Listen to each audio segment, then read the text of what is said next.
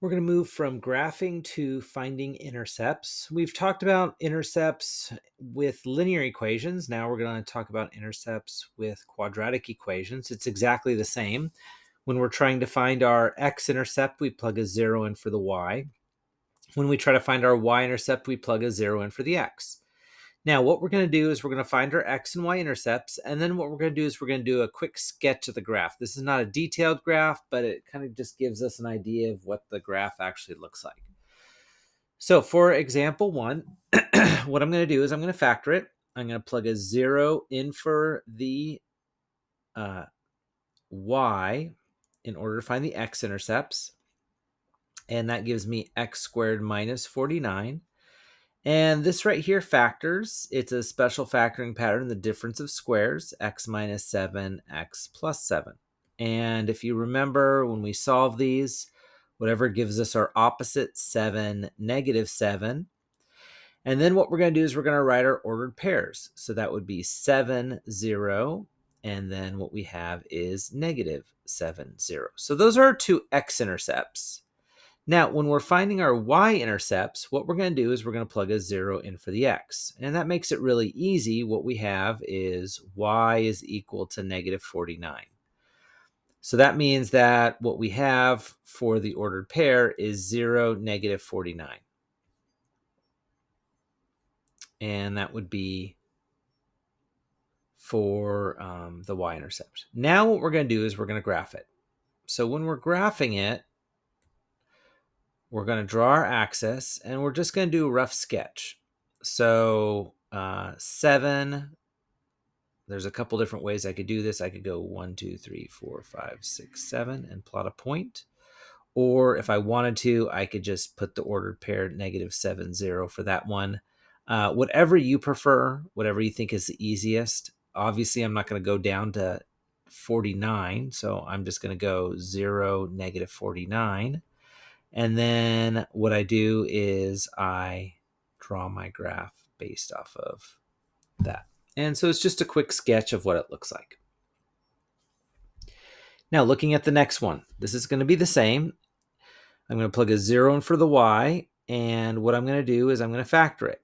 So this is a trinomial, so I'm going to look for two numbers that multiply together, give me negative 12, add up to negative 1. That would be negative 4 and 3. So that would be x minus 4, x plus 3. That means my two x-intercepts would be 4 and negative 3, which would be the ordered pairs 4, 0 and negative 3, 0.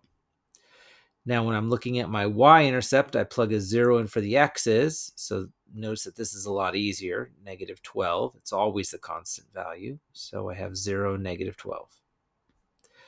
So that right there would be all of my intercepts. Now what I'm going to do is just a quick sketch of the graph. 1, 2, 3, 4, 1, 2, 3. Negative 12 would be right here. Notice that it's not lined up perfectly in the middle. The vertex is going to be a little bit to the right. It's always in between our two x-intercepts, so it'd be somewhere in between a half. So when I graph it, I'm just going to go a little bit past there and then go back up again. And that would be my graph. Once again, it's just a quick sketch. So for letter C, this one, unfortunately, we cannot factor it. So when we plug in the 0, what we're doing is we're looking to find our x-intercepts. And this time what we have to do is we have to use the quadratic formula. So we set it equal to 0. It doesn't factor. And so we go a equals 1, b equals 4, c equals 1. So x equals negative 4 plus or minus the square root. We have 4 squared minus 4 times 1 times 1 all over 2 times 1. So that right there gives us negative 4 plus or minus the square root. 16 minus 4 over 2. And 16 minus 4 would give us 12. Now, we're not going to simplify it like what we did before in solving the quadratic formula, what we're going to do is we're going to use our calculator and we're going to plug those values in. So I'm going to take the -4 and I'm going to go plus the square root of 12. I hit enter and then I divide it by 2, and that gives me negative 0.27. And then I'm going to go -4 minus the square root of 2, enter, and then I'm going to divide it by 2, and that gives me negative 3.73.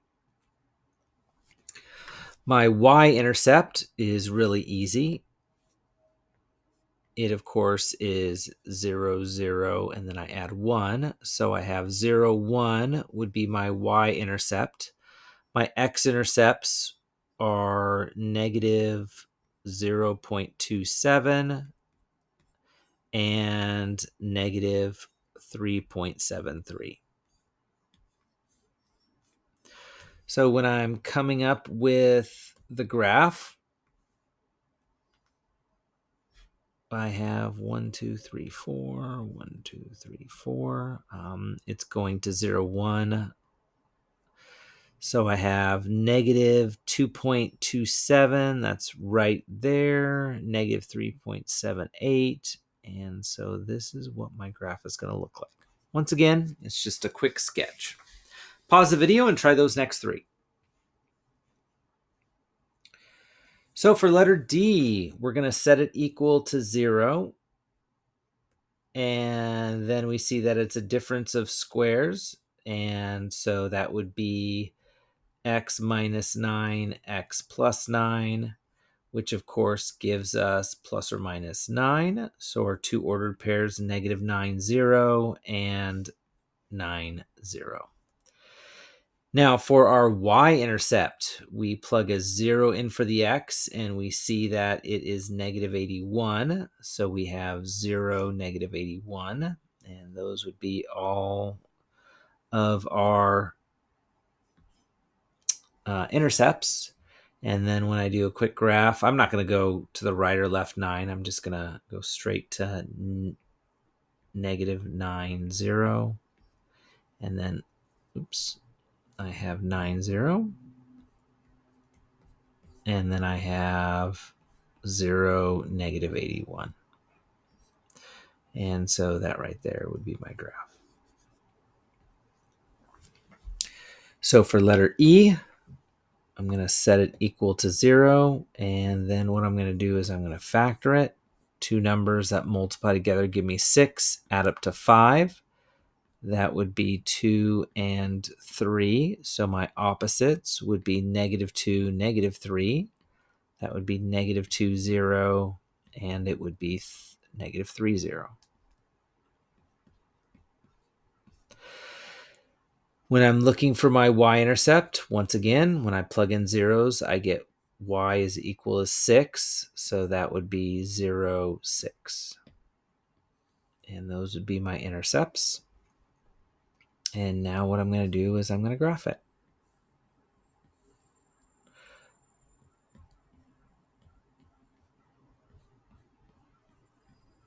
So I have negative 2, 0. I have negative 3, 0. And then what I have is 0 and 6.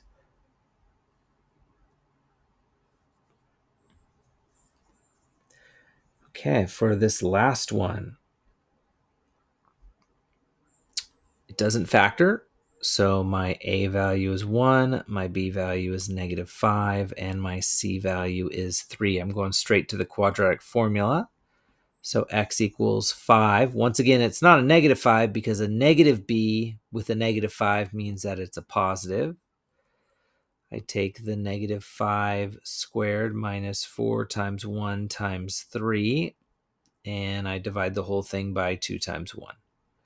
So x is equal to 5 plus or minus the square root, 25 minus 12, which of course gives me a 13. So what I'm going to do is I'm going to take the square root of 13.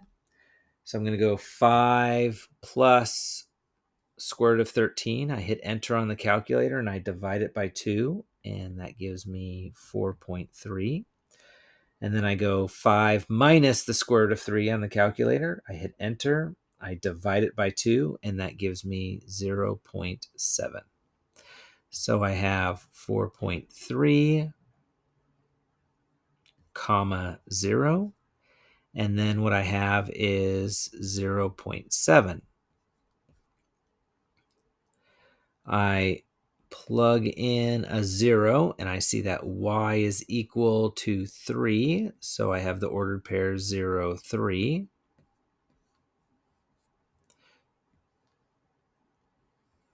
And now what I'm going to do is I'm going to do a quick sketch of what this looks like. So I have my y-intercept. I have my x-intercept in between 4 and 5. And then I have my other x-intercept, which is going to be in between 0 and 1. And so looking at this right here, oh gosh, that would be a negative. It should be in between 0 and 1. So when we look at our graph, that right there would be our answer.